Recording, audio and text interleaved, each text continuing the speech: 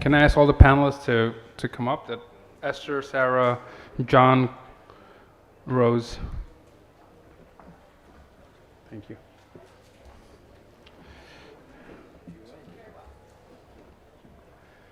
All right. I think we have one missing person, but it's fine. Yeah. All right, gang. Can we get someone to close the door? It's quite noisy.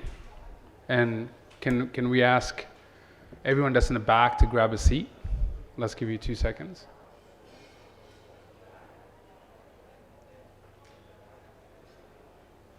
All right.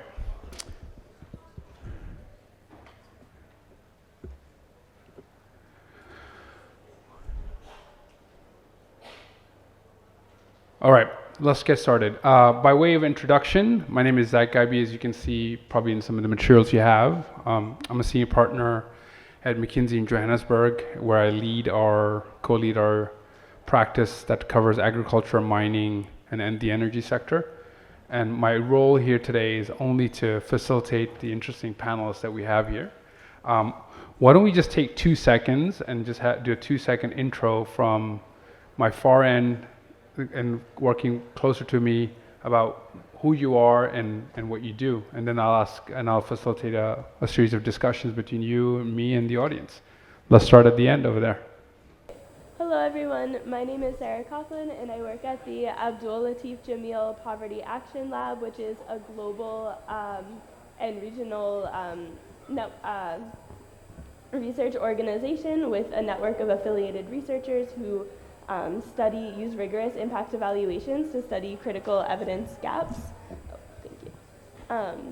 And I work primarily on the agriculture sector, where we're focused on generating evidence on data gaps as it pertains to outcomes on small-scale producers, and specifically looking at the outcomes of bundled digital agricultural solutions to improve profits, productivity, and livelihoods for small-scale farmers.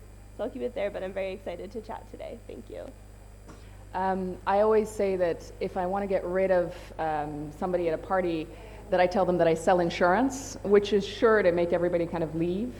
And if I like them, or if they're cute, I'll tell them that I sell insurance for smallholder farmers against climate risks. And then they usually say, is that even possible? Anyway, it is. Last year we insured about 3 million farmers, insured about $600 million worth of agricultural investment across 13 African markets, and it's a pleasure to be here today. Hello everyone. My name is Esther Kimani. I'm the founder and CEO of Farmer Lifeline Technologies. I'm an innovator. At Farmer Lifeline, we get farmers ahead of crop pests and diseases. We leverage cameras and scanners that capture images of crops on a farm. Then in the event of a pest or a disease, a farmer is notified through a simple SMS on the mobile phone with what they should apply and the quantities that they should use. It's a pleasure to be here today. I'm also open to discussions even beyond this session. Thank you. Hi, my name is Parmesh Shah, and I'm the supporter, accelerator, incubator for innovators. And it's good to see such a good panel here, and look forward to hearing how we can accelerate the speed of innovation and accelerate that in Africa.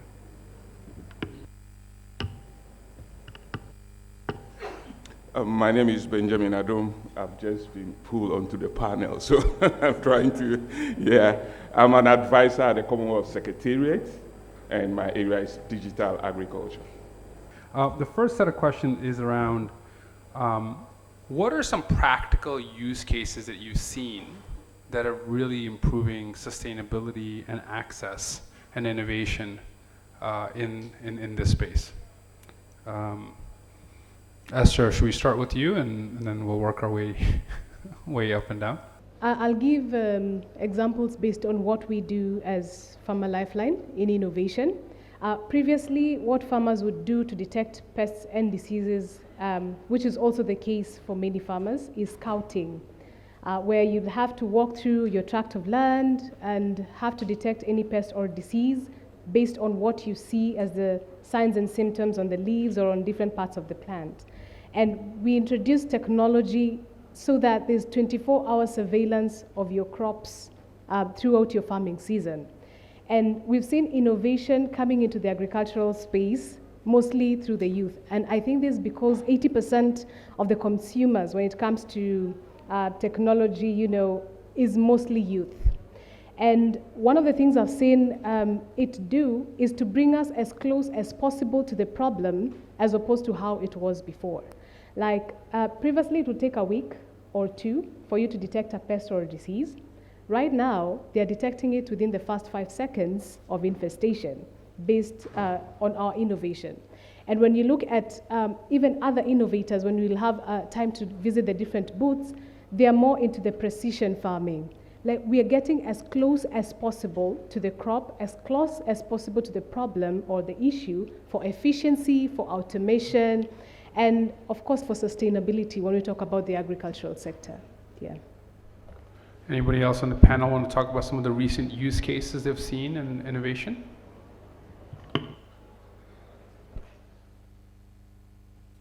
We are supporting a 1 million farmer platform and about 26 innovators working on that platform in Kenya.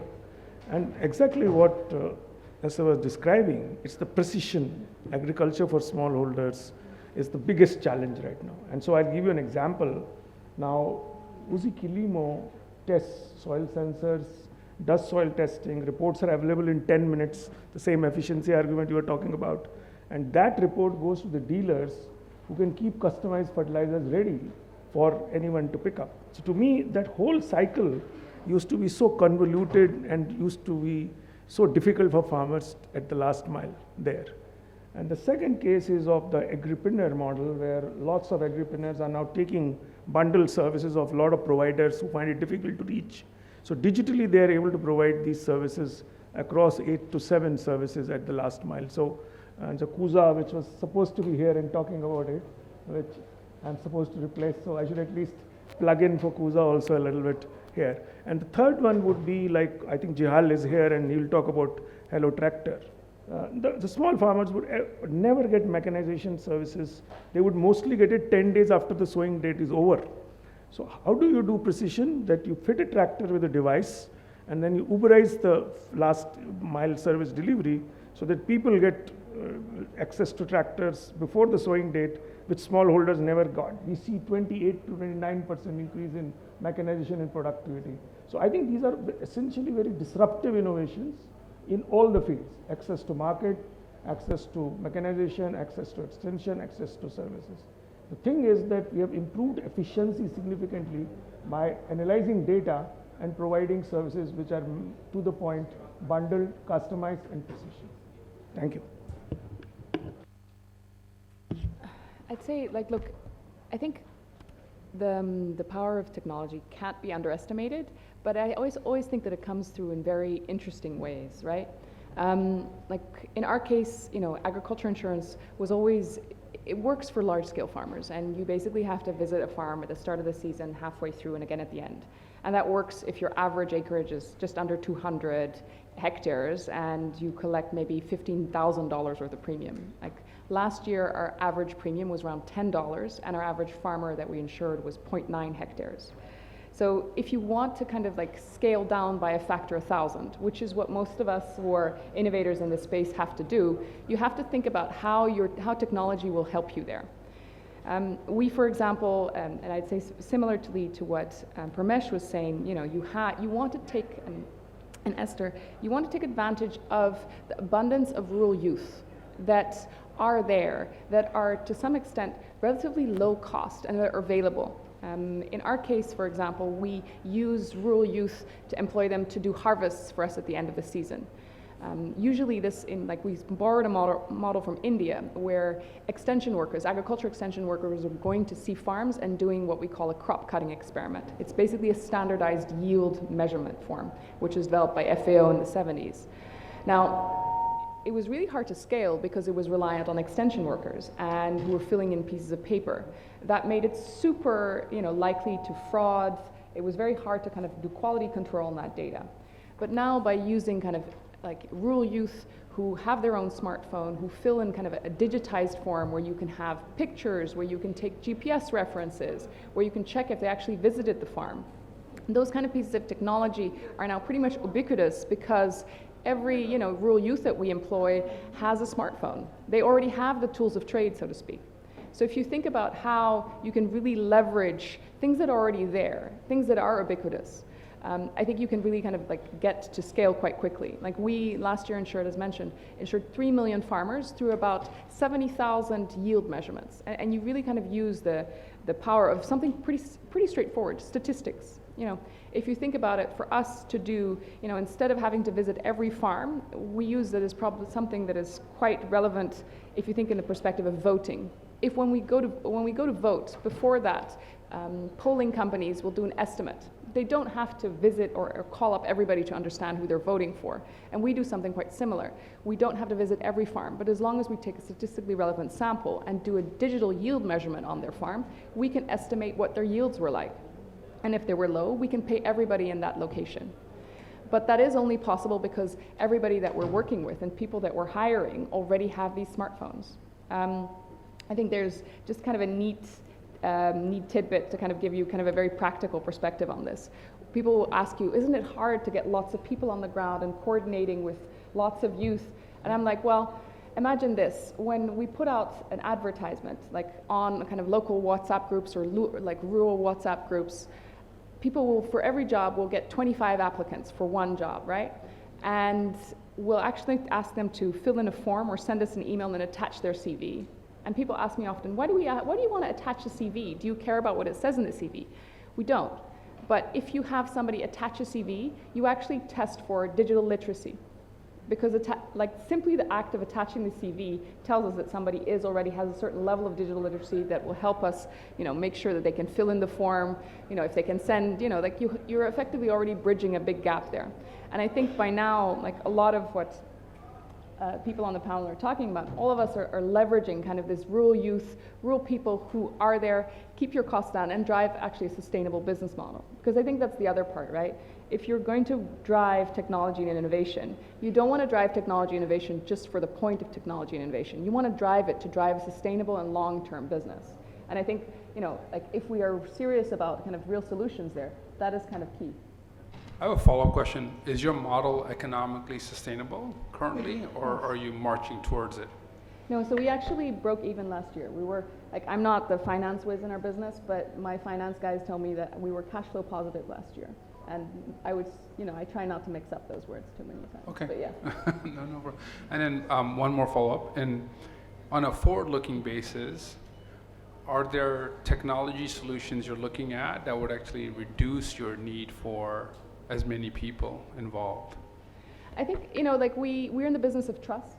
Insurance is very much a business of trust where you're effectively selling a promise, right?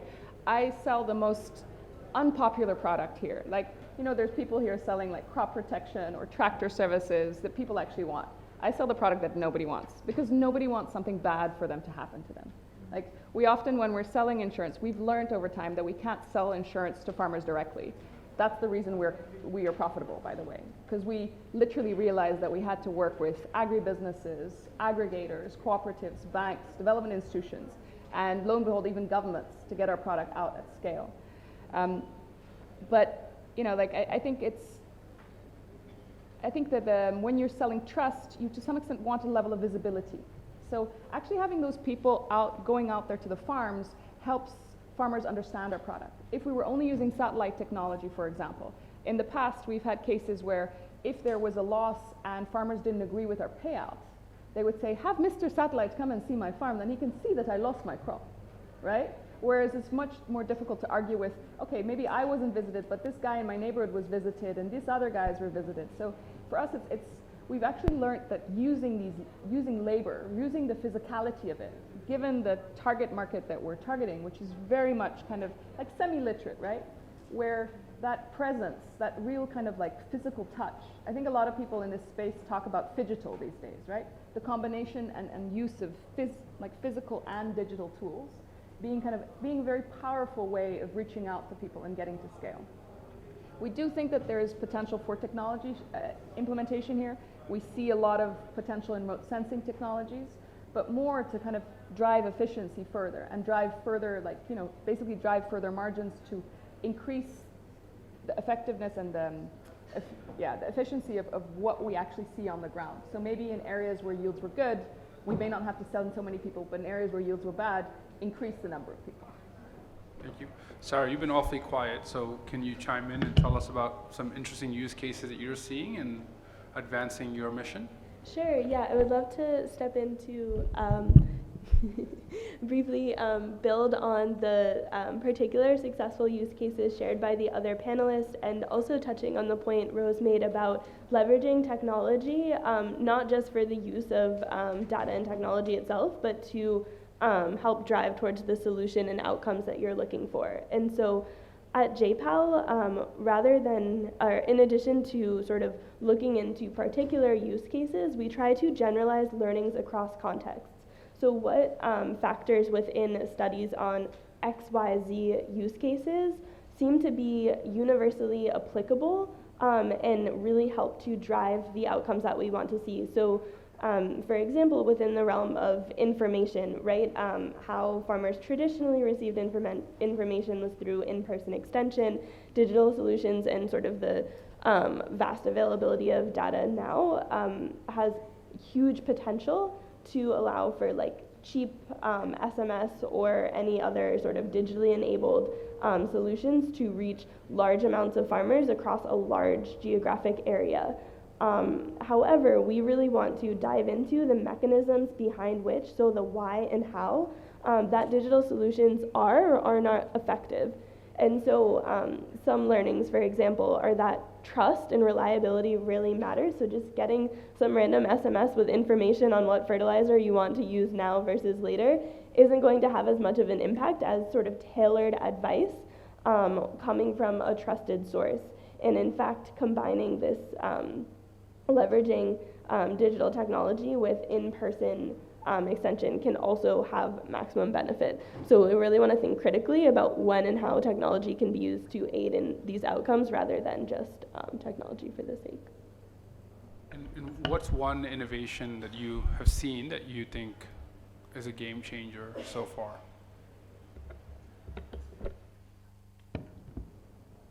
Yeah, I think again, just sticking with the theme of information, being able to provide sort of plot level data for farmers in order to overcome sort of the heterogeneity across contexts is really key element of digital, so that you're not sort of providing the same level of information broadly applicable across farmers, but really being able to tailor precise recommendations for farmers is, I think, a key element that digital and sort of data availability is able to provide. Okay, thanks. Benjamin, you're not necessarily in the startup space here, but Yeah. what are you seeing in the ecosystem of things that are really pushing farmers ahead? So we've been working with lots of use cases over the years. And, the question is, how do we scale these services for the smallholder farmers to continue, receiving the service season after season? Over the years, we've realized that, services come and go. The technologies are good. The use cases that we are talking about, they are very powerful. But still, the smallholder farmers are struggling to get the full benefit of this. Few are getting it. if you come to each of our countries, so the Commonwealth, we take country perspective. So if you go to each of our countries, we see the potentials. We were saying it this morning that let's not talk about the potentials, let's talk about action. So we see the potentials of these technologies, but we're still struggling to see the impact, massive results. So what are some of the policy, issues that need to be done? So our role is to advise our member states, especially the government or the public sector, to create that policy enabling environment for the private sector that has the technology, that has the innovation to work, so that the innovations actually work, to create efficiency in the system, avoid or reduce the duplications in the system, and enable the smallholder farmer, the farmer who is in the village, to actually benefit from this technology. So those are some of the things that, if I have time, I can talk about some of them. Can you give us one or two examples? Sure. So yesterday, AGRA, the CALA team, invited me to speak to their leaders, the Center for African Leaders in Agriculture. So I was telling them about the data part.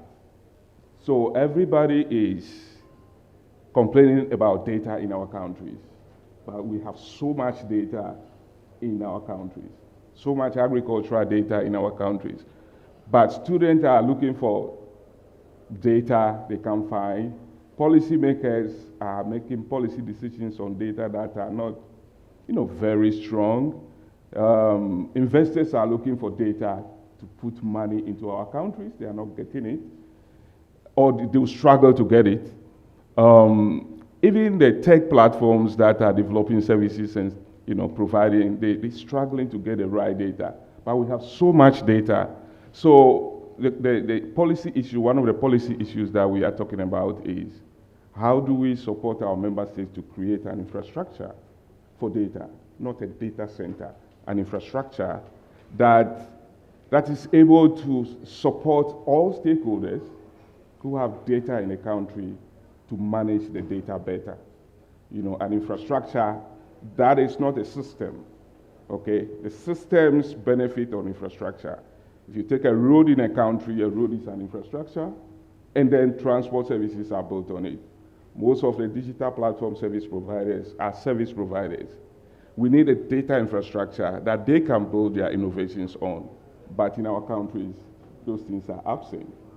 So how do we support our member states to create infrastructure, data infrastructure, that innovators, policymakers, researchers can pull data from, to reduce the duplication and increase efficiency in the data system. It's a whole, issue that we are talking about that I can speak to for an hour here, but we don't have the time. So as a private investor guy, when is this going to happen? So that's a good question. So we're starting from 4 countries in the Commonwealth. Malawi is the first one, followed by Ghana, Barbados, and Bangladesh. So the first thing that we are doing is to engage the stakeholders, because we don't want to go and do something parallel to what is already happening in the country.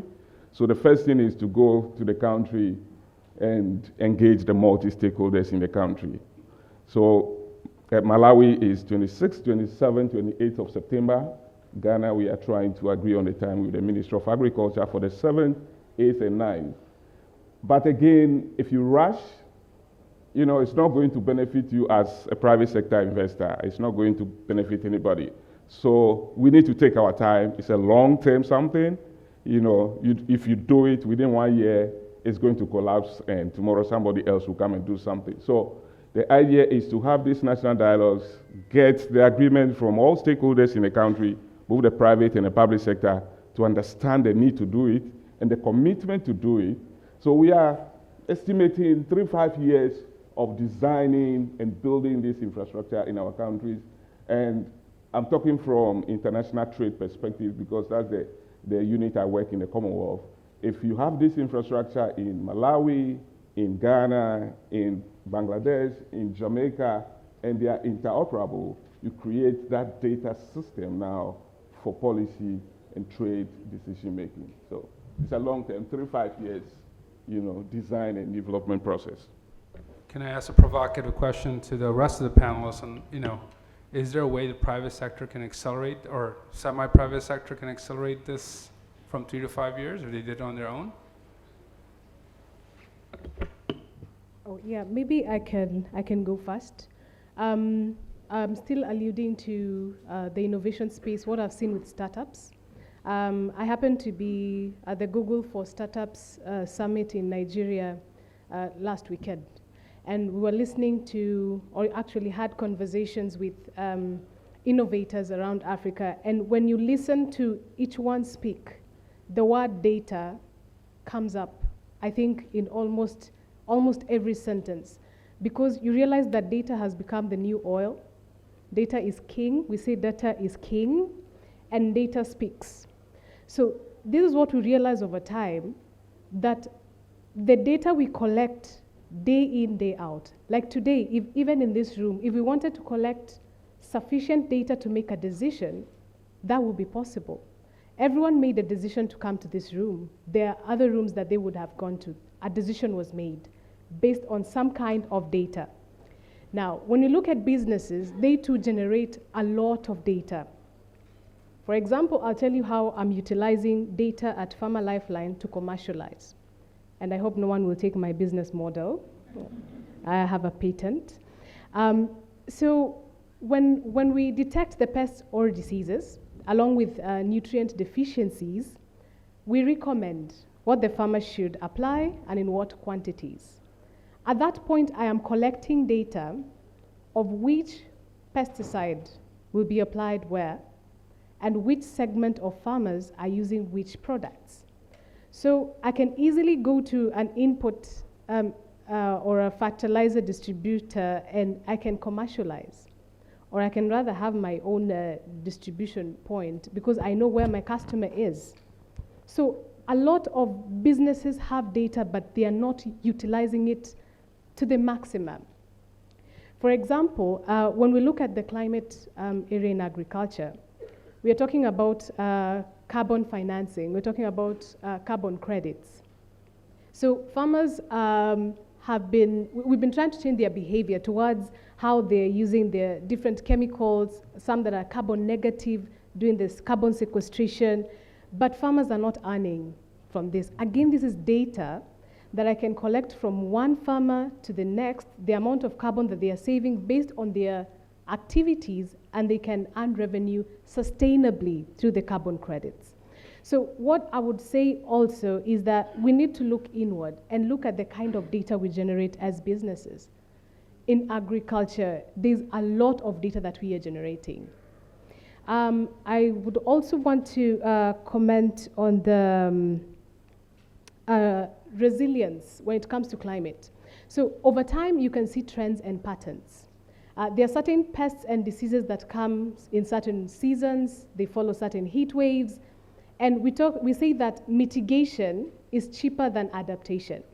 So if I realize that, for example, I'll give an area in Kenya, maybe Machakos. It's one of the arid and semi-arid areas. And there's what they've been planting. And I know of a climate resilient seed that can do better based on data, and I can recommend the seed that they should plant for more yield. You see, it's a very simple practice, but I've just used something that is very valuable, oil. Maybe the room can remind me, what is our new oil? It's data. It's data.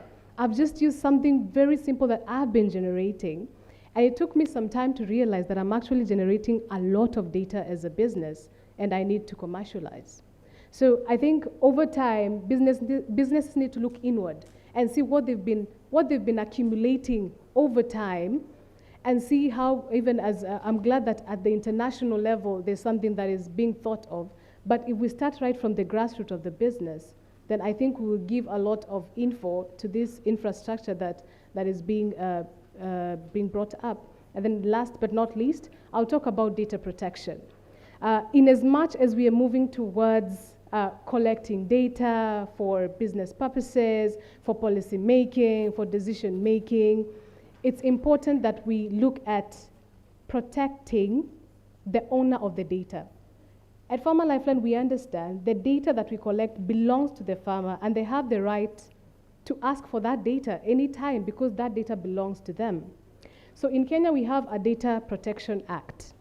And when we were preparing most of our protection documents, we had to refer back to the Data Protection Act to ensure that at any single point, whatever we are doing is legally correct. And we have a basis that we can argue when it comes to protection. We have to give consent when it comes to collection of data. We cannot run away from that. So I think even as much as we're moving towards data decision making, let's still remember the protection of the one who owns that data. Thank you. Pramesh, do you have a comment on how you can help our Commonwealth friends accelerate the things they're doing? I'm not as pessimistic as Ben is saying. It takes 3 to 5 years because a lot of building blocks in place. So digital registries of farmers. Kenya is right now 6 million farmers are getting digitally registered as we speak. 29,000 agripreneurs working on that. So they're building blocks. So basically you have to invest in platforms. It's not an end goal in mind. You have to successively build this data. Then you have geotagging of plots going on, earth observation data coming, weather data. So Calro, which we are supporting for some time, has built this big data platform, which has weather data and all available. Now at the same time, you are working on innovation platform, of which many of the people here in the conference are part of that, not all. So 24, 25 innovators. So you have foundational data, and it's the data which Esther and other people are collecting. And you have a platform which allows them to go to scale faster. We call it Million Farmer Platform. The government wants to go to all 6 million farmers. So even before COVID, when we started 2018-19, we are servicing million farmers through one or the other digital solutions because the platform was in existence. So we believe that the investment is required in data platform and innovation platform concurrently. So you don't want the data story to be complete and then you will start innovating, because innovation is happening all the time. But if these two investments come together, you will see transformational changes. We have requests now from 9 countries in Africa to digital registry foundational investment, and all our future investments, 10% of the resources are going towards building the data and digital foundations. That's now absolutely a new design of programs post-COVID. Internationally, the demand is very high. We have 54 investments going on, $1 billion being invested in just data and digital. So I think this story is just starting, and once all these investments will convert, and we have hundreds of innovators and startups working globally and otherwise, then once they will meet, I think we'll achieve scale much faster than what we have achieved till now. But it requires willingness, political and otherwise, to invest in that data. But I think first time I am seeing up in my life that governments are borrowing for establishing data and digital platform. Because World Bank is not giving a grant. The governments are borrowing for that, which means they see returns from that. And our job is now to have use cases, as we are seeing now in Kenya and other places, all the people on this panel, so demonstrate the use case, what the returns to investment on data and innovation are going to look like. And that's where ministries of agriculture traditionally have not invested in data and innovation. They have invested in direct service delivery. So I think once this configuration has the initial set of countries in place, along with the work which Ben is doing, I think we will be able to demonstrate 10 to 15 countries with that architecture after some time. But it will only happen.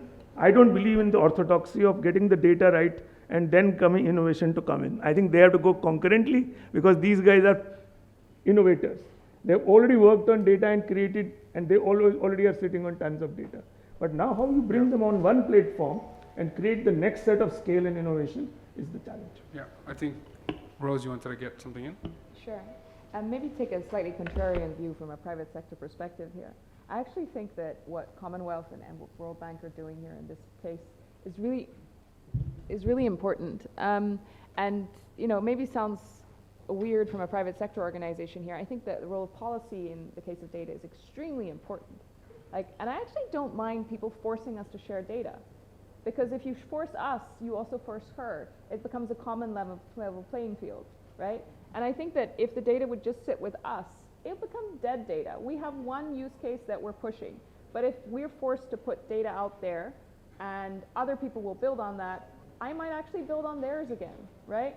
So from my perspective, I don't mind if data is through policy shared.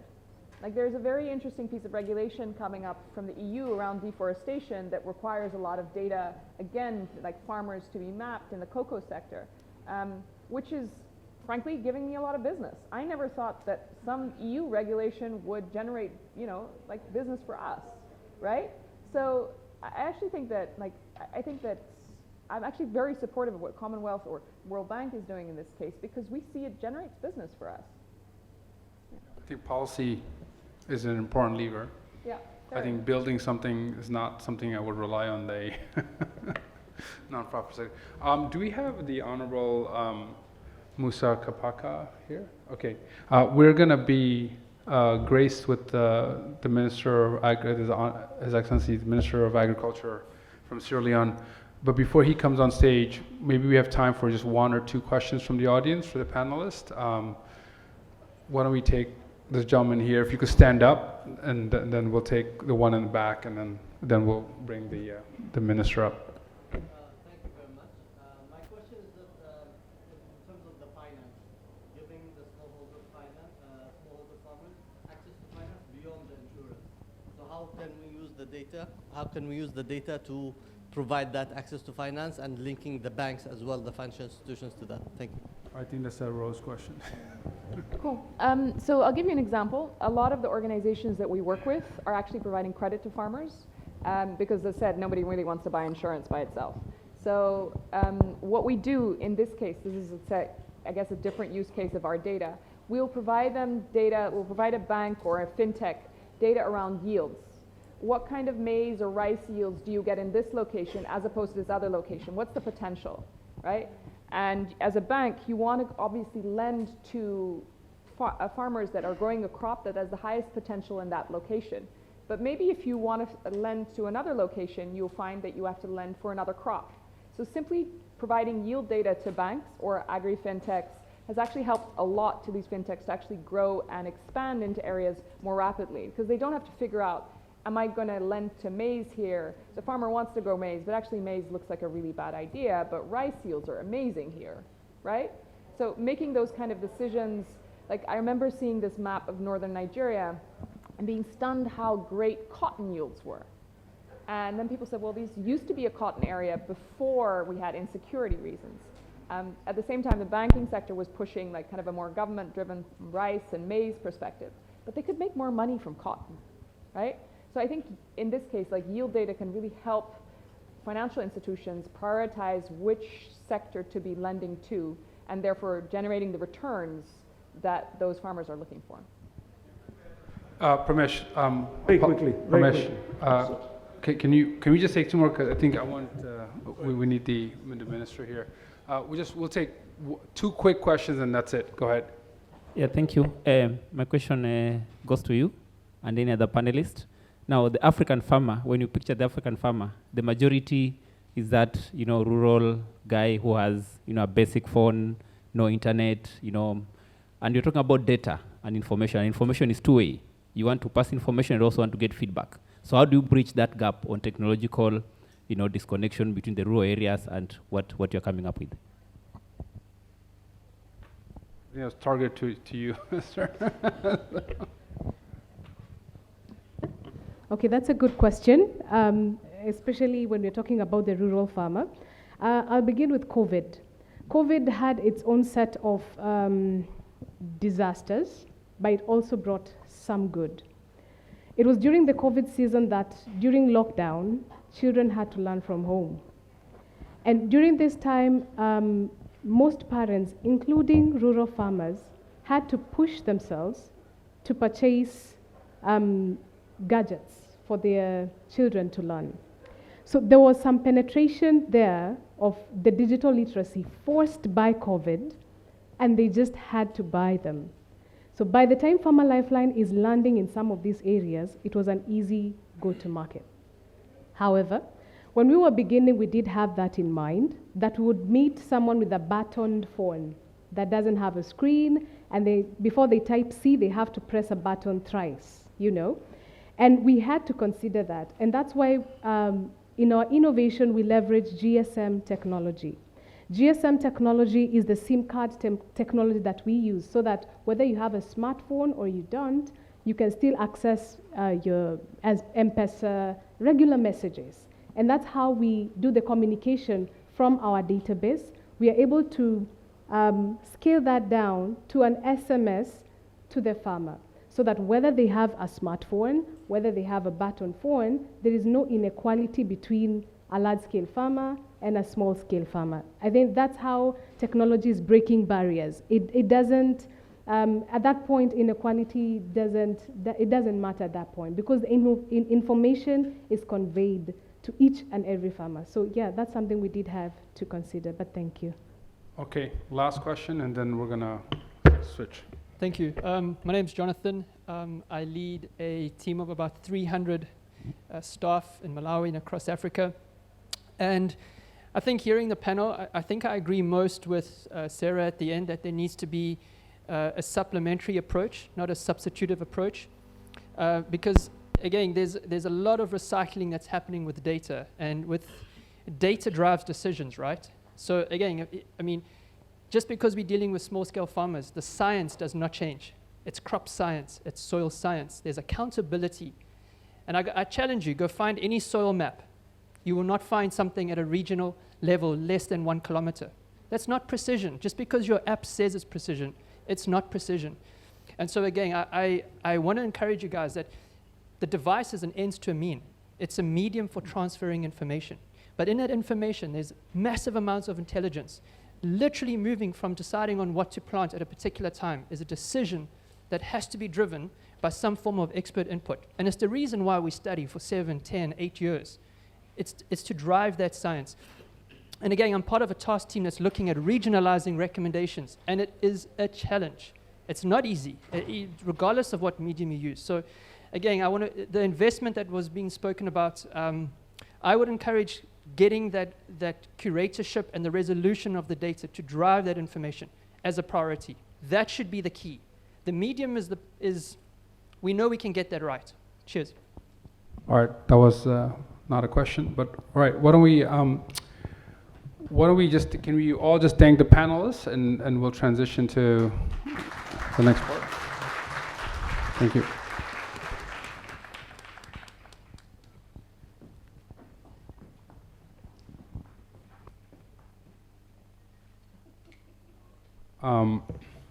I want to welcome the Honorary Musa Henry Kapaka to come up here. He's the Minister of Agriculture in Sierra Leone, and please take a seat. And does someone have a mic or that we could get? I'll get the mic, and we'll just have a bunch of Q&A with him and hear from his experiences and what they're doing in Sierra Leone. So give us a moment.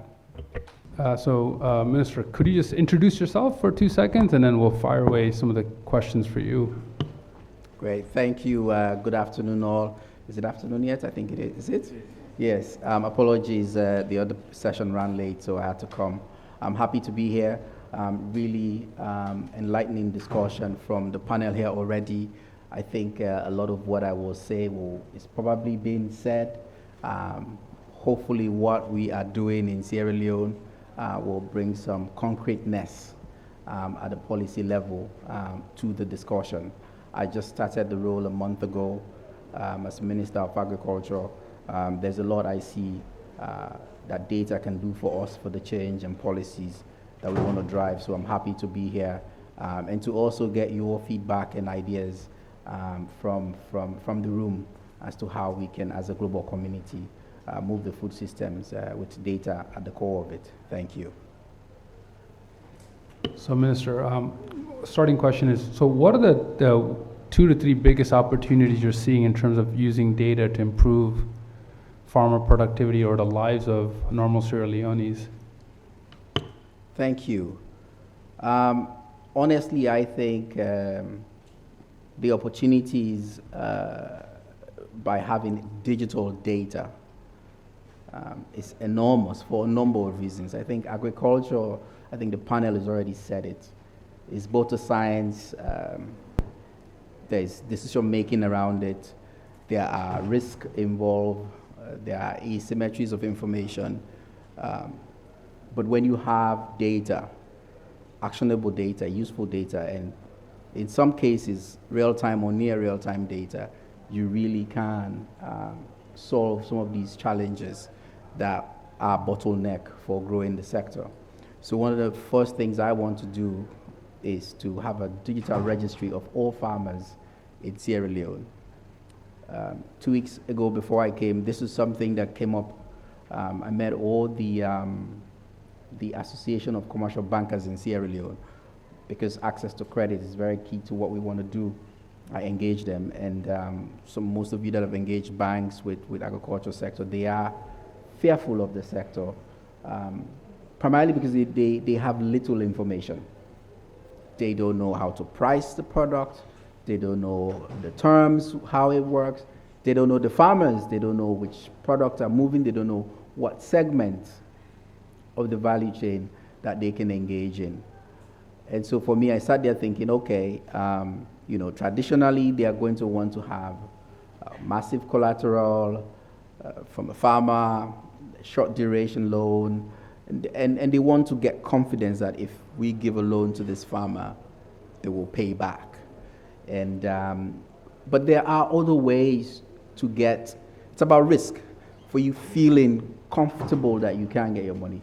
By having a farmer registry of all our farmers and collecting routine data on what they produce year after year, you begin to build a history of their productivity. If you organize farmers and put them together, I told them, you can show that not all the farmers, but there are some actually that you'll be very happy to see that what they are doing makes money and that you can make money with them together. So that one instance for me is one of those areas where if you have a digital registry of farmers, you collect routine data on their activities, what they're doing, I think it's big opportunities there that can link to many, many, many different things. And how long do you think that will take? And what help are you? To have a digital registry of... Yeah. Well, Sierra Leone is, it depends. I think data is one of those things where traditionally when I got there, I had a proposal. There's a 50 by 20, it's a World Bank funded 50 by 30 work going on. And so I talked to my team. I said, the first thing we should do is have a baseline of where we are, because if we don't know where we are, we're flying blind. And I want to have a digital farmer registry. They tell me, the statistical agency is working with the World Bank, 50 by 30, they are going to do this, going to collect data. Then I ask, how long? It's going to take 3 years. I'm like, 3 years? We don't have time to just waiting to collect data for us to begin to put plans in place and have a benchmark of what we want to do. And so, traditionally, there's this long household surveys that we like to collect and that will take some time, and they will tell you it will cost. In fact, the budget, somebody said to me like $5 million. I'm like, $5 million for just to collect the data. I mean, data is very powerful, very useful, but there are much, much cheaper and quicker ways to collect data now. So, short answer to your question, I don't really know, but I'm going for a route where this is quick. It's from the farmers. We put a system in place where it's routine, and it can be near real time for some of the decisions that we want to make, very targeted set of informations, and rely on not just one stakeholder, but a number of stakeholders that are going to bring data from different parts of their work or the value chain, so that we can be better informed in decision making. Besides the digital registry for farmers, what's your second priority? So the other thing I've seen, so two things. Again, on the science of agriculture itself. So when I came in, they'd done this digital swirls mapping, and I asked for the information. They gave me a report, nice, beautiful report. Then I said, this is not going to do it. When an investor comes, they want to know the characterization of the soils in different parts of the country, know the constituent nutrients that will be required and what crops and all of that. And so I pushed that we ought to make this digital. Better still, develop an app, make it very in situ where these crops are grown and make it in the hands of smallholder farmers or people that are farmer facing in their hands, so it can be really useful. I also think decision making in agriculture and delivery, data is very key there, especially for policymakers. I think we have often very nice strategies, really, really beautiful strategies, but the implementation is where we falter. And so to be able to take, actionable decision, I think you need a lot of data. So I want to have a dashboard of data on all the services that we are pushing out to farmers. So like a one-stop kind of place where I know the farmers that have gotten fertilizer, the areas where plowing has happened, where they will do that in a digital way. We'll put trackers. I don't know if you've heard of Hello Tractor, and stuff like that they're doing. We will put a tracker on how much area they've done, how much fuel, oil and maintenance, all these things that will make a nice strategy fail when you don't actually put the right steps in that, because the guy hasn't changed the oil or they're still in the gas. So if you track all of that, you can make progress, right? So for delivery, I think that's another key area where I want to push for the services that we are pushing to farmers for. And by the way, we'd also want to, it's a push and pull mechanism that we want. We want to hear from the farmers also. So using USSD technologies where they send information to us of what's happening. It's also a way for me to pressure test what my team is telling me on what's happening on the ground. So those for me, I think in terms of data, if I'm able to do that, I think we'll be set and really ready for the big transformation agenda that we're putting forward in Sierra Leone. I'm going to open up to the audience for one or two questions because I know you need to run. You're running behind. Are there any questions from the audience that we could ask? Can we get the mic? We have two questions here.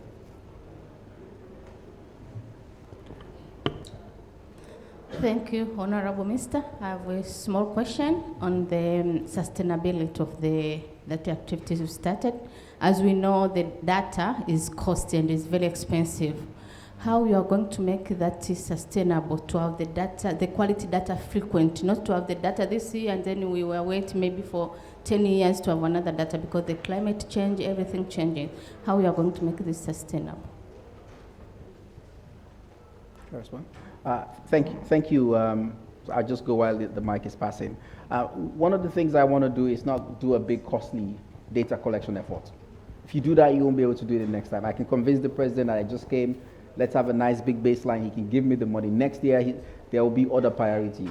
What I want to do is something very cheap, routine, that you can push information to the farmers, they send something to you back, or other players that are farmer facing that send that information to you. If you do that, I think you stand the best chance of getting a lot more volume of information from a lot more sources. When you put that together, your decision making starts to become sharper and perhaps even better than if you get one source detail. So large volume, different sources, a lot more information in that. That's sort of the strategy that I am going for, knowing fully that we're not going to be able to fund a $5 million every year data collection effort. And I'm curious what people think about that approach, because it's one that I think has a lot of promise if we want to keep getting information to inform our decision. Yes. Thank you very much, Honorable Minister. My name is Fred Jesse. I work with the IFDC. And I know that with one of our projects, we developed a platform called the FESEWAM, Fertilizer and Seeds Recommendations Map for West Africa. Mm-hmm. And during that development stage, what I realized was that countries like Sierra Leone, we hardly got data from Sierra Leone. So I'm really happy talking about how to get all this data together. Also with our Africa Fertilizer Project, we'll be developing dashboards that looks at fertilizer importation prices and all those things. So I really, I think what we are saying is going in the direction of what we do, but in the fertilizer side. So I think we should keep the communication, and then I'll try to see what we can do together with the knowledge that we've already built. in the fertilizer space. Yeah, thank you. What's your name again? Fred, IFDC. IFDC. Yeah. There was a team that just actually 2 weeks ago that were Yes, in Kido Sierra Leone. and Emmanuel, Yeah, I engaged them, and part of the work that they're doing, I told them that precisely. A lot of, I challenged them also though that we can't just bring the fertilizer, we need to know as well. So that combined effort is also needed. But certainly, I think the work that you're doing is great, and I told your team I want to stay engaged. So thank you, Fred. Sure, thank you. One more question, and then we'll let the go. My name, oh sorry. There's one there and there's one there. My name is Elijah Mashenyi. I'm from East West Seed Knowledge Transfer. We provide extension services to farmers in the vegetable sector. And one of the areas where we work with farmers is on digital extension, in addition to boots on the ground. I just want to confirm from the Honorable Minister, how much collaboration do you do with the private sector in your data collection, or is it a purely government effort? That's an excellent question. I think we should do more of that. That's what I mean by getting information from other players. I think, speaking of digital extension services, we have an e-extension, as we're calling it. There's an IVR system, and there's a call center where we push. That's where we've stopped, but the potential to expand the scope is there. And especially if we begin to consider the private sector. Because why I like the private sector, and perhaps what prompts your question is, they're profit maximizing. They're going to give you data that informs their bottom line. You can trust that data to some extent. And so we need to do a lot more of that. For now, it's a lot of government-driven effort, but that's a direction that we want to go to. Last question, and then we'll call our break. Thank you very much. Daniel Ojambo from Uganda, the Uganda Private Sector Foundation. Mine is around the value proposition that we struggle with. It's one thing wanting to implement beautiful policies, then it's another for where you intend to collect data from to sort of want to provide the data. I'm just wondering how Sierra Leone is dealing with trying to motivate the generators of this data to actually believe that the data is going to better their lives. I don't know whether you're trying to look in that direction as well. You mean the farmers? The farmers, yes. Yes. Thank you. Yeah. No, that's so. I've done some work with JPAL, and they go out and do RCTs, and I've done some of that myself. And farmers fatigue in data collection is one that we're careful about. I buy that sentiment. I think it's why we need to look for various sources. It's why we need to shorten these questionnaires. It's why it needs to be something that the farmers is on their phone, that it's kind of like playing with your phone and you send us information that you're not even feeling like it's costly to you, both in terms of time and but at the end of the day, I think we need the information. We will try to communicate, but our goal is to reduce that burden as much as possible so that it's almost enjoyable. And then when hopefully we decide that the decisions are informed by that and it benefits them. It's a hard one, and hence the shift for me at least. There's need for that. You definitely need those censuses and all of that, but I think for more routine, cheaper data, if you want to get it quickly, it's really moving away from those long, arduous questionnaires that we put to smallholder farmers. Thank you. Okay, thank you. I think we're going to let you go, so can everyone give a thank you to the Honorable Minister? And thank you.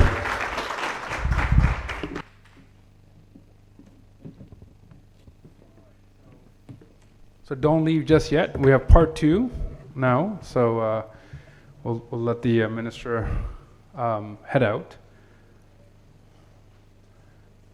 Okay.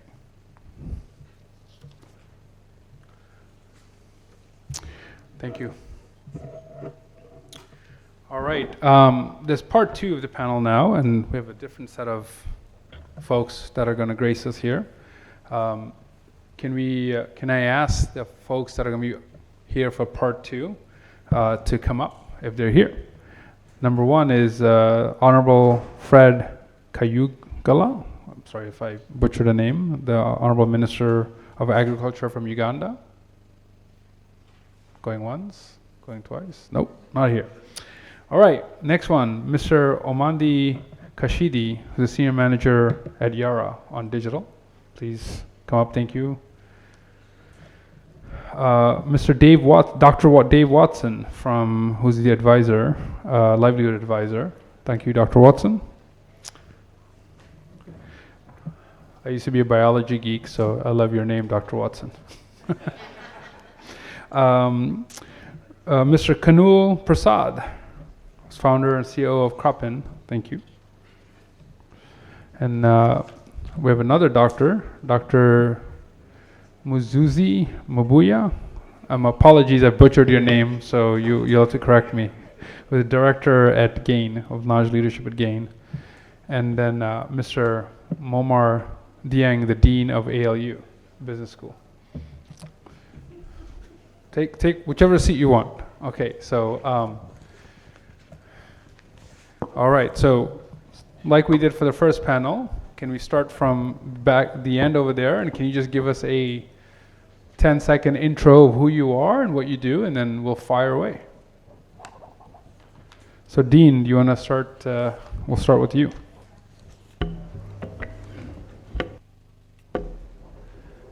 Good morning, everyone. My name is Momar Dieng. I'm the Dean of the Business School at the African Leadership University, where we educate ethical entrepreneurial leaders, particularly in the field of business and agribusiness. And we hope to help power the agricultural revolution. Thank you. Good afternoon. I guess it is afternoon now. I'm Dave Watson. I work for the UK Foreign Commonwealth and Development Office, based in Nairobi, seconded to AGRA, and working primarily on regional food trade, but my background is kind of food systems, so I'm a techie guy. Thank you. Good afternoon. My name is Omondi Kasibi. I work with Yara International. I lead a team of fantastic colleagues and partners working across 8 different countries in Africa on both incubation and then scale up of digital solutions that actually have an outcome at the end of it. So pleasure to be here. I know it's been a long, fast session, but hopefully we can share in the next part. Thank you. Good afternoon, everyone. My name is Kunal, and I'm the co-founder of Cropin. We are a deep tech AI company in the field of agriculture, operating since the last 13 years right now. We are a 200+ member team focused on building technology solutions, both digital and AI, to solve the problems of agriculture sector. Our business model is mostly we work with governments, private sectors, development partners to help them take the solutions, both digital and AI solutions, to smallholder farmers, creating value in terms of advisory services, climate resilience, sustainability, carbon, and much more. Happy to talk about our solution. Thank you. My name is Mtutu Zimbuya. I'm with the Global Alliance for Improved Nutrition, or GAIN. GAIN works in Africa and Asia with a mission of improving nutrition outcomes for the most vulnerable. And we do that by working through the food system, supporting industry and governments to deliver safe and nutritious food. Thank you. Thank you. Now, can I call you Dr. M, so I don't butcher your name? Or just do. All right. Starting off with Dr. Watson. Question is, research is a pretty big engine for propelling this space. So what research innovations are you seeing that are bubbling up that you think should be deployed more broadly to push agriculture and ag tech forward in Africa? Yeah, I mean, to be honest, it's a complicated space. Most of the technologies we're looking at are very farmer focused. Farmers, and we don't often say this, but farmers are at the crux of food production. We have massive investments going into inputs, big corporations, global corporations, regional corporations. The same with processing, logistics, retail. We've got millions, though, of farmers, some big and some small. And they have an incredibly kind of difficult and challenging role to play. Some of them with very little education. Those with education, it's still working in an incredibly complex kind of, well, ecosystem, and literally it is an ecosystem. So as far as technologies are concerned, I think that we talked a little bit in this the first session of this panel about precision. And to me, precision ag, at whatever level you're looking at, is about two things. It's about trying to control that complexity, and whatever you can't control, it's about trying to predict what's going to come down the line. And research, particularly linked to kind of heavy data, digital technology, and artificial intelligence, machine learning, is absolutely critical in making sense of that complexity for all farmers, not just small farmers. I've been with the FCDO now for 5 years. Before that, I had 17 years with the CGR system in 3 different institutions. So I've seen a lot of technology that's kind of come through the mill, such as GreenSeeker, which was started, I think, 20 years ago, and this was a handheld sensor for basically detecting nitrogen levels, fertility levels in the plant, and advising farmers on what to apply and when. We've worked through, I used to manage the Maize CRP many years ago, and we worked with the International Plant Nutrition Institute to develop Nutrient Expert. And we've said, in the earlier part of the panel, traditionally, when that either the data wasn't available or the data wasn't fully understood, governments across the world, is it still working? Governments across the world would basically give blanket recommendations for fertilizer application, just for one example.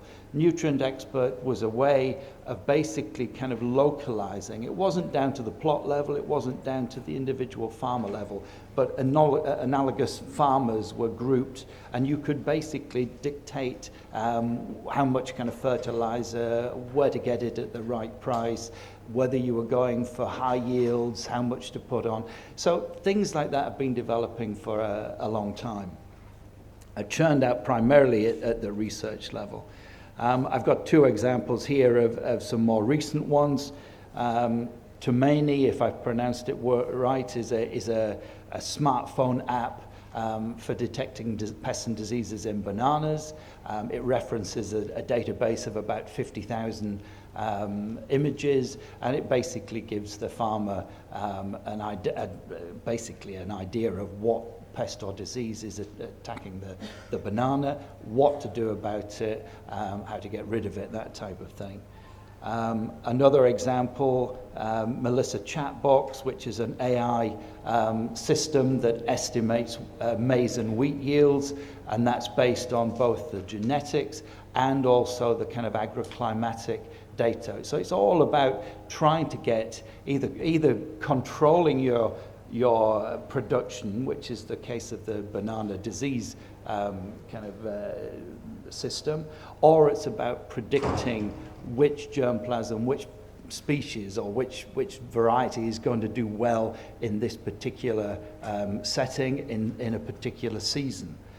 On I guess a bigger kind of level, and now particularly with the use of kind of AI. In the past, I've worked many years with breeders and crop breeders.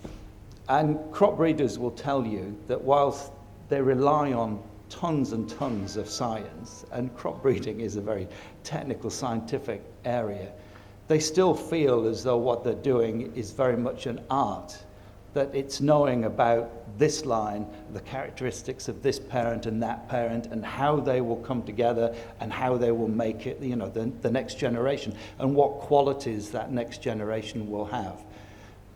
And so there's always a little bit of kind of guesswork in that. You're not quite sure. You work on hunches and experience.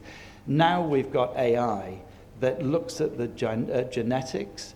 It looks at the environment that crops are facing, and that's in kind of higher temperature, more erratic drought, rainfall, new pests and diseases. And it models that. It predicts how certain genetic combinations will perform, in the field if you cross them together.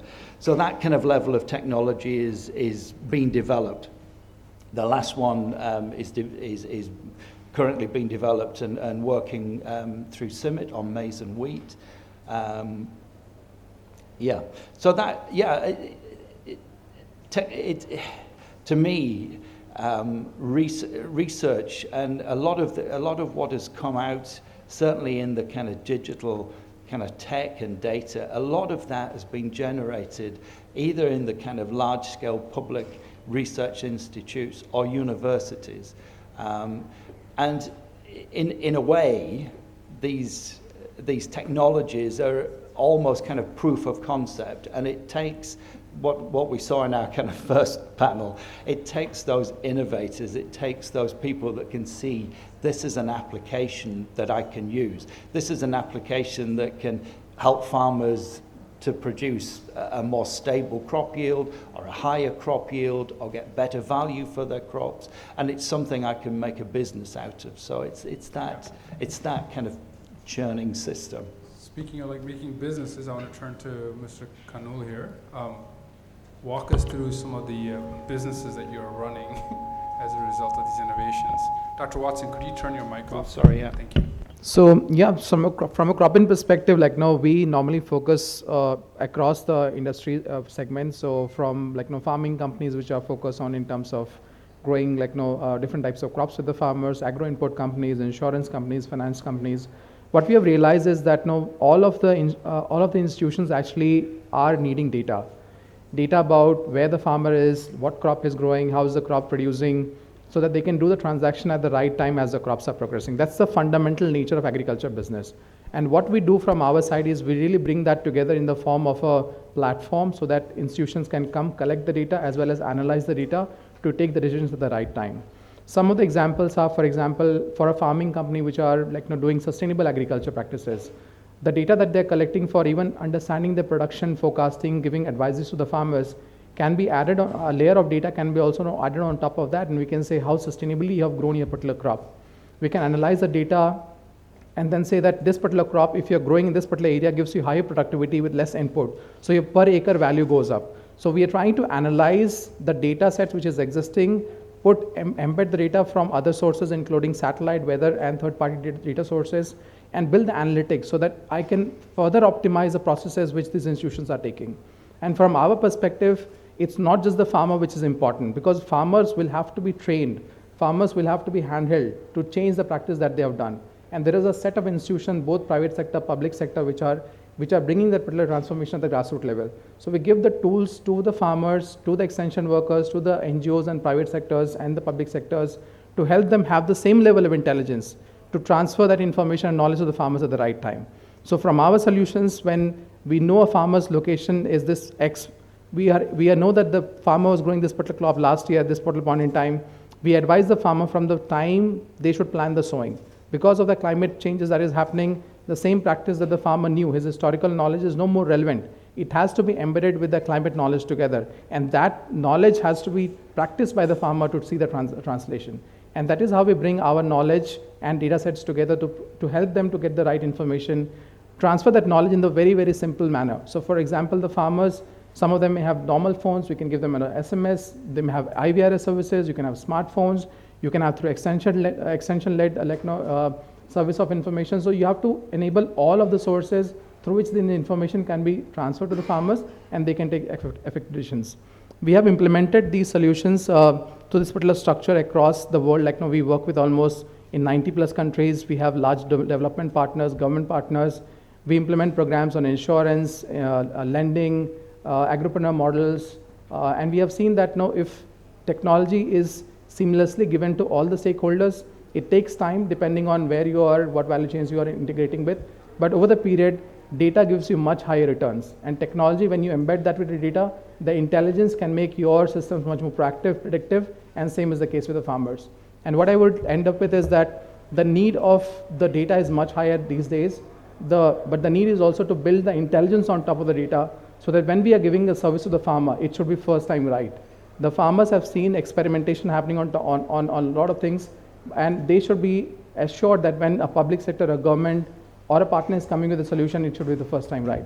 We are trying as much as possible to do that particular thing. Kanal, I have a question for you then. Who owns there seems to be multiple parties that are doing this job of collecting data at the front line, at the farmer level. Who owns that data, and is that data shared across all the different stakeholders? So mostly the institution which is like bringing this particular program, implementing this particular program is the fundamental owner of the data. So if it's a government, it is the government owned data. But if it's a private sector or an NGO, the NGO owns the data. There is obviously data protection that we have for the farmers. The second thing is in terms of the data can be also exchanged to build collaborations. For example, when I'm working with a farming company, the farming company were earlier not involved in terms of giving insurance or lending services to the farmers, but the farmers were still needing that. So now we are packaging that solution in the form of a credit score, getting this intelligence to the financial institutions as well as the insurance company, and they are embedding that particular solution at 1/10 of the cost.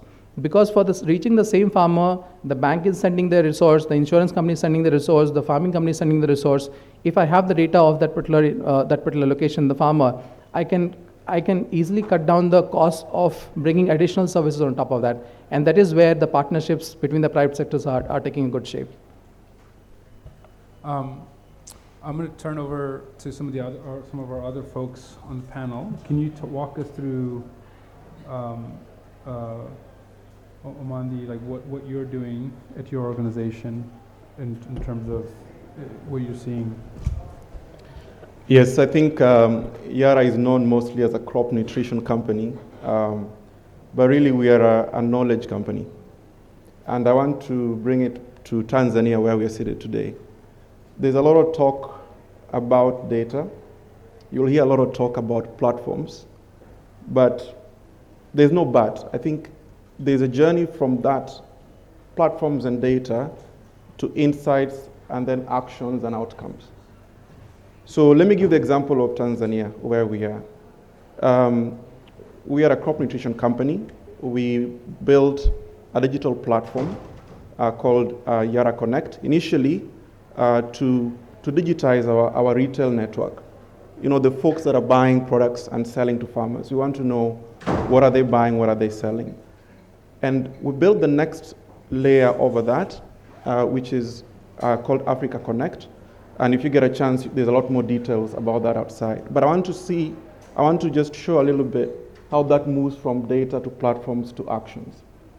So we have the network of retailers, we have the network of farmers. 90% of them don't have smartphones, right? They'll have a feature phone. So you need to think about how do you get them to interact with the systems that we are building. So we got partners together. I think some of them are even in the room. We got a bank. We got the insurance companies.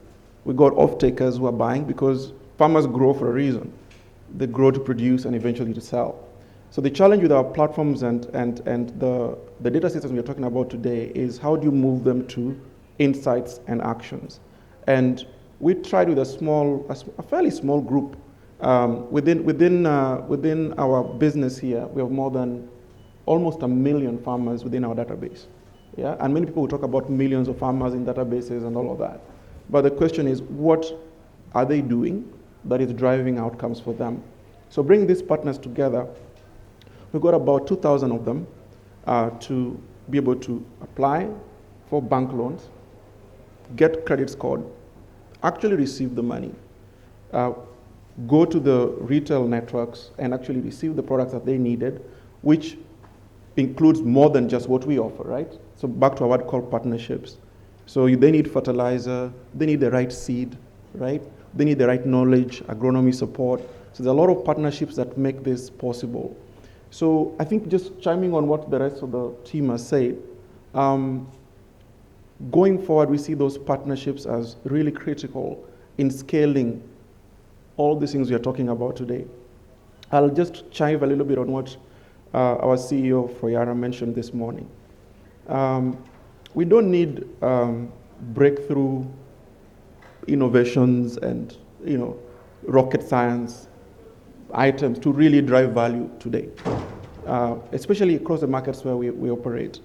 We need practical solutions that take all this great knowledge that we have and make them applicable at the farmer level, right? So we are very excited to see the changes we're seeing in Kenya, in Tanzania. For instance, about 1 month ago, we were able to launch a service where smallholder farmers can actually then order drone services as well from our platforms. It actually gets delivered.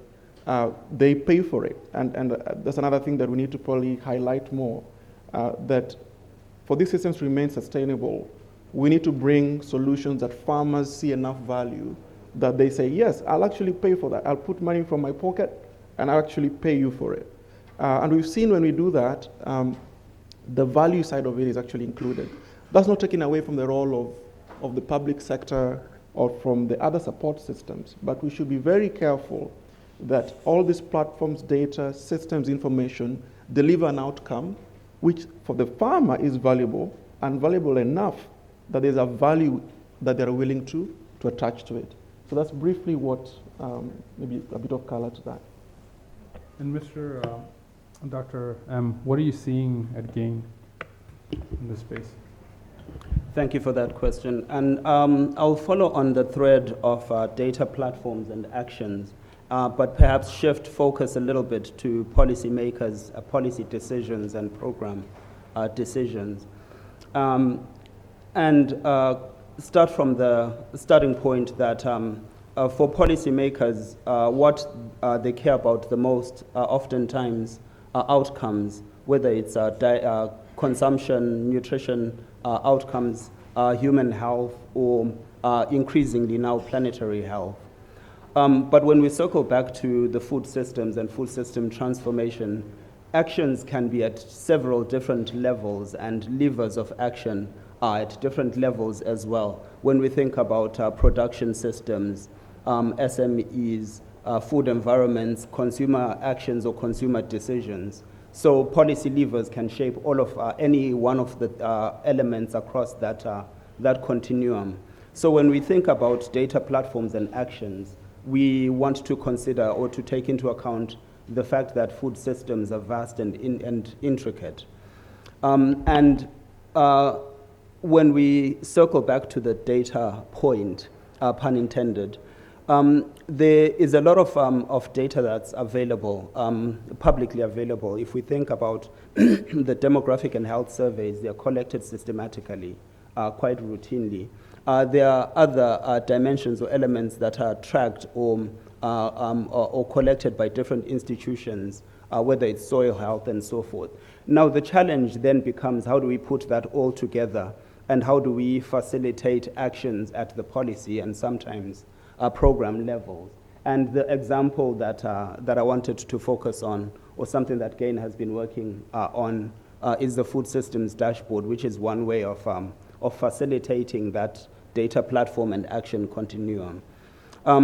So what that is, GAIN and partners including FAO and Columbia University launched the dashboard in 2020. And currently it's been taken up by several governments and in fact was used in some of the food systems transformation pathways. But a specific example to be slightly more responsive to your question really in terms of how we can leverage the dashboard to look at the food system and then think about policy actions. If we look at Kenya and Tanzania as a specific example, just to draw from data that's available on the dashboard and to perhaps use an example of an outcome that we wouldn't have expected to talk about today. There's a high risk of premature death from non-communicable diseases in Tanzania and Kenya.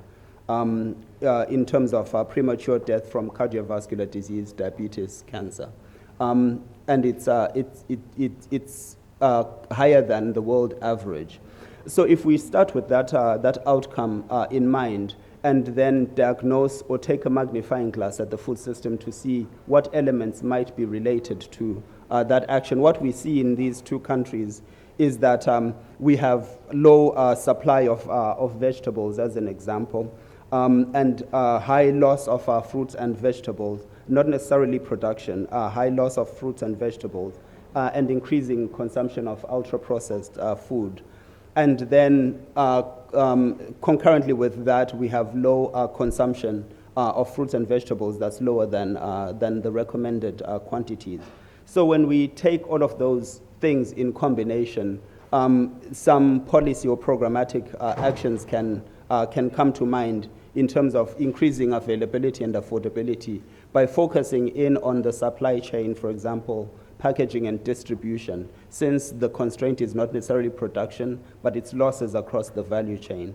And then, because of the low consumption element, promoting vegetable consumption. So those, I'm just using that as an illustrative case of some of the analysis that you can do when you look at the dashboard as a platform and use that to describe your food system, diagnose constraints that exist at the food system level, and then think about levers of change and policy or program actions that government or other partners can take on.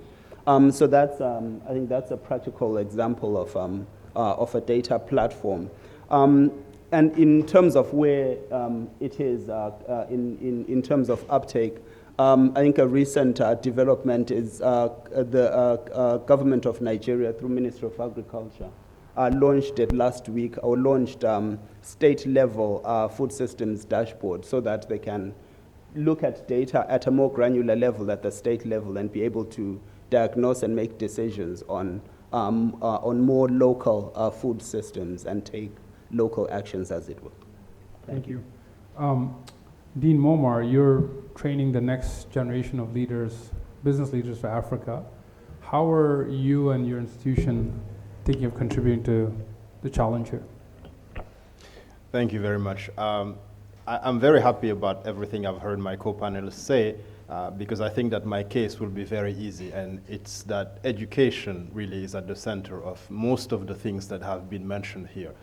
Dr. Watson was talking about moving from prototypes and research to actual business products that can be commercialized and that can be scaled up and that are sustainable. Well, my case or my argument is that that's actually something that needs to happen within educational institutions, higher education institutions, and particularly within business schools on the continent. So I'll preach for my parish here. I think that one of the things that is a missing middle is in many of the initiatives that have been undertaken at the policy level by governments or by international organizations is this attention that needs to be given to the education sector, and particularly the need for business models for many of the things that we are talking about. The Honorable Minister talked about moving from policies to action.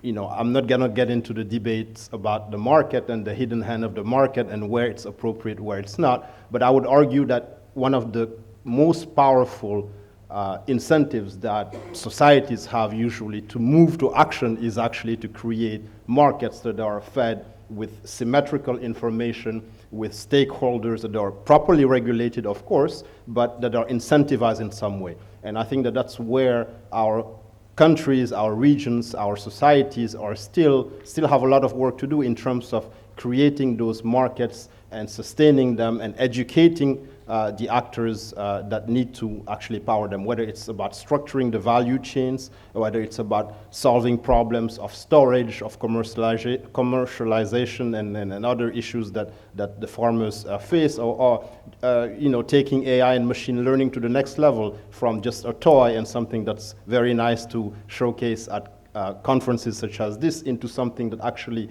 impacts and changes the lives of farmers on a daily basis. I'll just give one specific example.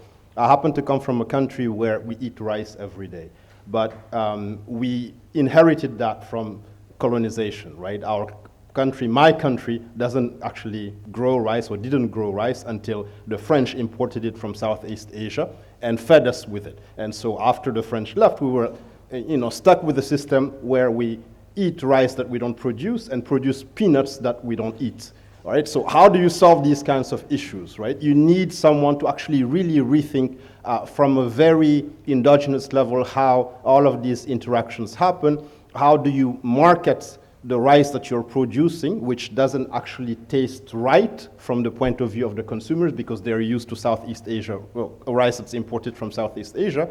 The fresh, locally produced rice is not really according to their taste, right? So how do you do the market research, feed that information, that data, and take that data, transform it into information, feed it to farmers so that they can do the necessary work together with agricultural engineers to, change either the perception or adapt the taste of their product so that it's closer to what consumers are used to. These are the kinds of issues that we discuss within our business school, and we help other parts of the higher education system, engineers and other actors, to actually think about things in a business-oriented way, because I believe that that's actually where action will come from. Are there any startups that are starting at your business school in this space? Tons. So we actually have an MBA with a specialization in agribusiness, specifically to develop startups and help products and innovation be, have more impact in the market. We support a lot of incubators and startup competitions and things of that sort. We also obviously have a lot of interactions with governments. African Leadership University happens to be headquartered in Kigali, Rwanda, with campuses all over the continent, including Mauritius, actually. And a lot of the work that we do is actually advocacy work and supporting stakeholders actually meet at common, within common platforms to actually be able to solve some of these problems together. Hoping that your students help the governments reduce their timelines. Everything I hear from the government is 3 to 5 years, or any agency, 3 to 5 years. I think the startup world operates in 6 to 12 months, right? So I may sound like a broken record, but the biggest and most powerful incentive for quick action is business incentives. So think about business schools and their role in all of these issues that were talked about today. Listen, I think I'm standing between all of you and lunch, but so why don't we open this up for a few questions, and then we'll figure out when it's an appropriate time for us to break for lunch. So, any questions in the audience? There's one over there. There's somebody here with a microphone that can run around. So, let's start at the back end over there, that young lady, and then we'll work our way through. Can we turn on the mic?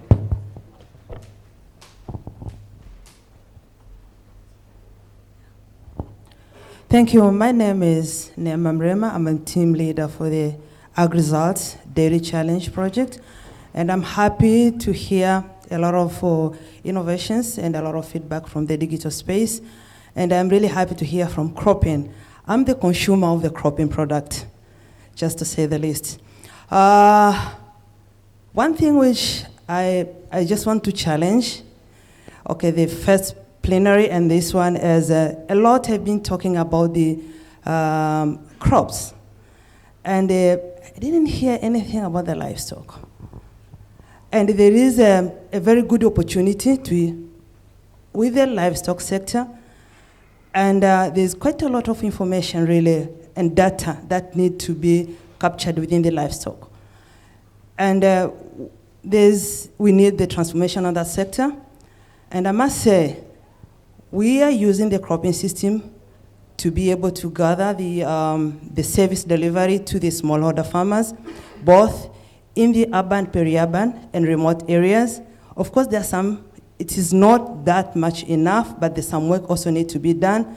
But I believe, I believe that the data is important. The digital space is important in livestock. To what extent are you thinking of, linking the livestock sector towards the innovation within the data system? Thank you. This is an obvious target for that question. Thanks for the question. So I think we are moving towards a landscape approach, and you're right, it's not just about the crops, it's also about looking at the farmer and the income, the different sources of income for the particular farmer, and livestock becomes one of the important areas. So in some of our program, which is working on the landscape model, we have also integrated livestock along with agriculture so that it becomes a comprehensive module. And many of the programs which are specially focused on smallholder farmers in stressed areas, we are seeing that livestock has become an embedded part of the program. So we're really happy to take it up and bring it. As a platform, we are crop agnostic, like a program agnostic. So it's like a stack. Stack has applications. Stack has, just for the knowledge of everyone, we have application stacks, we have data hub, and we have the intelligence stacks. And we can bring in data from different sources. It can be delivered through the application. Application could be for the farmers or for the extension workers, which AgResults are using. Extension workers can capture hundreds of farmers' data. They can go do the transaction based on that, and the farmers will get a direct benefit. While the data hub can be a power through which we can integrate not only your data, but also bring the global data sets, the global models, fine-tune that, hyper-localize that particular data, and then build the intelligence. And the intelligence is what powers the entire program again. So if you're building a rice program in Sri Lanka, or for example in Africa, we're working in several countries, we hyper-localize my global knowledge into a local knowledge and then deliver to the farmer. So that's how the stack is built. And with more participation on the stack, there is much more intelligence and much more knowledge, which is again going back to the farmer in that particular sense. So that's how the AI works in our solution. Anyone else want to comment on that question? Yeah, just very briefly. In the Yara platforms, we also have animal nutrition as well. So that's something that I wanted just to mention, that actually a good number of the farmers we deal with are in dairy cooperatives. And we see that as a very powerful channel and avenue to engage with the farmers. Typically, they do both the crop and they have some animals as well. Thank you. There's another question up in the front. Hello, good afternoon. My name is Kudzaing Yengerai. I'm a planetary health researcher. My question is addressed to the data collectors, especially second from left. Sorry, I forget your name. I seem to pick up that you are providing data solutions for people who need a wide array of data that they don't necessarily have to collect. Am I right? And as I came on the tail end of the last panel, someone was saying we need to shorten questionnaires, we need to not bog down our respondents with a lot of collecting a lot of information. It may not always be easy to quickly shorten the questionnaires, but have you made strides in consolidating the number of questions for the number of people who need data so that 5 people are not asking a farmer the same question? Maybe we may be able to shorten the number of questions, but we can shorten the hits that a farmer or respondent gets. Have you entered that space, and how is it working? How is it happen? How is it working if you have? How is it when you're working with the governments? Because any NGO, any researcher has to come through the district government or a district central point. Are you managing to consolidate the coordination of the number of people who are collecting data? For you again. So on the data part again, so the question is right, and also the minister talked about it. So what is the minimum number of data that is required for a platform to work? And essentially, that question has been asked always, that when you want the data to be collected, you want to have the complete social economic data collection, which is like 50 points and all of that. But when you give it to the field team or the data collector, it becomes very, very complicated for them to do that. So after doing several iterations in multiple government programs, we have seen that you need basic fundamental 5-6 data sets. You need the asset, which is the farm. You need the farmer information. You need a code identifier for that particular thing, for that particular farmer. And then you need 3-4 more data sets, which is about what the crop the farmer is growing and what are the needs of the farmer. Does it need input? Does it need advice? Does it need market sense? So if you can have basic information of that particular farmer profile, and you also need the geo coordinates of that particular plot, so you exactly know what is the asset. Now the AI powers the additional data sets on top of what is fundamentally being captured. So the farmer says, I'm growing, say, paddy, or I'm growing maize. Then you can also use the historical data to also predict what is the current cropping pattern. Is the farmer still growing maize? What was the time of sowing, and what will be the need of the farmer? So the data can be used to do future predictions, analysis, and then in the coming times, you'll not need all the data to be collected, maybe primarily 1 or 2 data sets. So the need of the data, as we have seen, as you progress in the seasons, will drastically drop, but we would need some very fundamental data sets that is there. In terms of how we can get the fundamental data sets, I think the public sector will become the most important player over there, because when you say the asset belongs to the farmer, then in a village you will have 5 lands. How do you know that this land belongs to that particular farmer?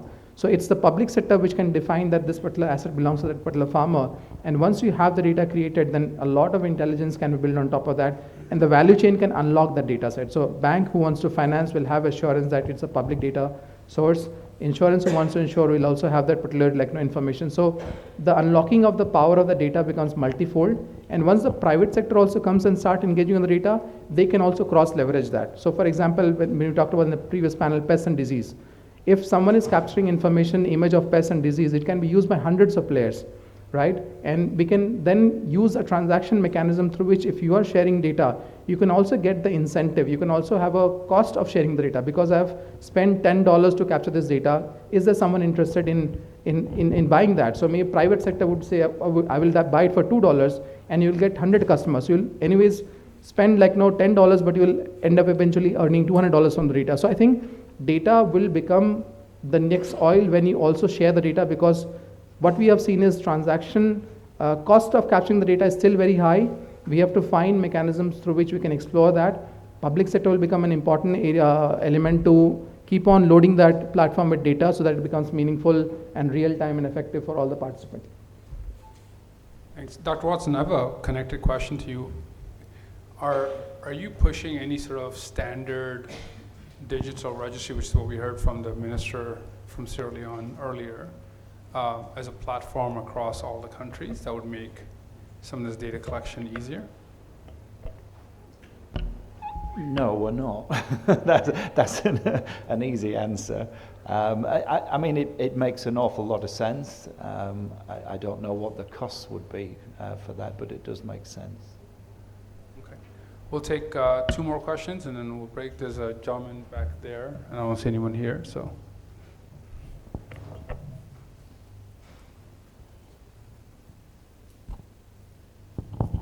Thank you. I'm Daniel Komuhangiro from Tanzania Livestock Research Institute. Maybe my question will be addressed to somebody from Yara, because he mentioned something. Is it possible for Yara, for example, to share his database or your database with the institutions like Taliri, who are custodians of research, livestock research in this country? Because your question, in your response, previous response, you said your database has both livestock and crop farmers. And my interest could be, have you, another following question, have you specifically sold or delivered fertilizers, because I know Yara is a fertilizer company, to farmers who are specializing or who are focusing on forage production?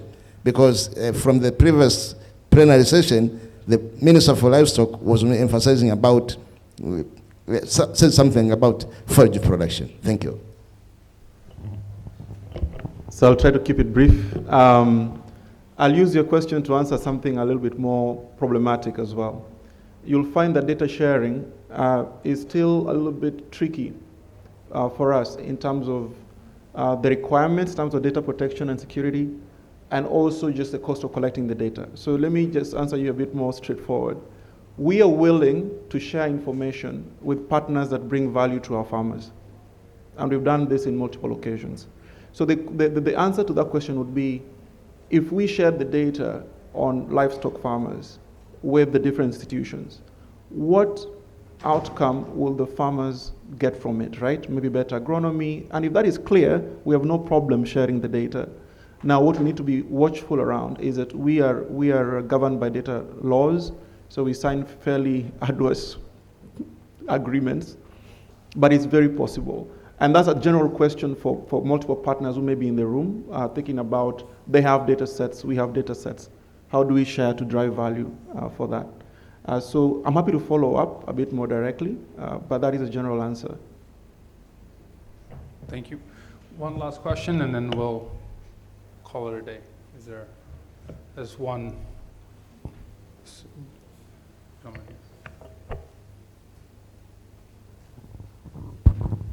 Thank you very much. Tom Cadogan, Director of Programs at Farm Africa. Simple question to all panelists. The issue of connectivity remains prevalent. Yes, we've made massive strides. I used to get excited 25 years ago as Celtel went further down into the regions from Dar es Salaam into Sumbawanga. So for me, in terms of what are the solutions you're seeing across the broad spectrum of your applications or research innovations, and are there hybrid solutions which are out there? It's a great question. Who wants to start? I think there's multiple people that should respond to this. So I mean, it's a sector like now we have seen like now data connectivity is increasing, but the challenge still remains in the remote areas where data is not available. You have different mechanisms to handle that. Like now applications that you develop, most of the innovators now would be going about offline applications, so that when it gets the information, it will sync all the knowledge. It will also pass all the knowledge back to the particular servers. So there is a certain limitation of technology. We have also seen innovators which are bringing local devices. Like if you want to transfer, do the training of local practices, you can actually record that into a device. You can project that to a projector, do village training sessions, and through that you can do the transfer of information. So there are innovative ways, obviously, doing that. We are also seeing internet services which are also localized to that certain region. Some of the larger organizations are working on that. But essentially, what I would like to say is that it's not just only internet which is required. There are different other mechanisms through which we are able to transfer data and information. For example, in one of the villages where the information was not available, we used to send an advisor from another place. There was a village board, where you would say how the weather is going to be for these all crops. You would go write that in that particular board, and then everyone, it's like it was on a marketplace, and everyone would come and see that. And from there, the knowledge used to transfer in that particular location. So, I mean, we have to find mechanisms through which understanding the challenges, if the knowledge is available, you have the means of translating that knowledge to the right stakeholders. I'll just give a quick example to me illustrate the power of systemic thinking and incentives. We are actually at the African Leadership University right now working with a very large telecom operator, which I will not name just because I don't want to give free publicity, to improve credit scoring models, right? Now, what does that have to do with your question? Their incentive for allowing or for giving data is so that we can improve this credit scoring model, so that they can then, behind that, be able to offer loan products to farmers and rural areas in general, right? So it's important to be able to figure out the incentives for telecom operators and for other actors in this sector to be able to expand coverage and think about how they can pay for that and what is the business model behind it. And again, that's where thinking in a business-oriented way, incentive and market-oriented way is important. Great. Any final comments from our panelists? Yeah, I think I wanted to highlight that even though we have all these nice systems and apps, it ends up being a hybrid. For instance, in all our markets in Tanzania and Kenya, we have actual physical people. Market promoters go out, they use the devices. The farmers have feature phones. They're worried about the cost of that data, right? Because it costs money. So I'm already trying to buy fertilizer or seeds, and you're trying to tell me to go online and spend more money on this thing. So it's going to remain, I think, a hybrid model for a while. But we are seeing the efficiency for every physical user, and I think that's been mentioned many times before, is increasing with time. Thank you. Thank you. All right, we're going to draw that to a close. Thank you for staying with us. Why don't we give a hand to all the panelists here? I think you can grab them on their way out if you have additional questions. So thank you, gentlemen.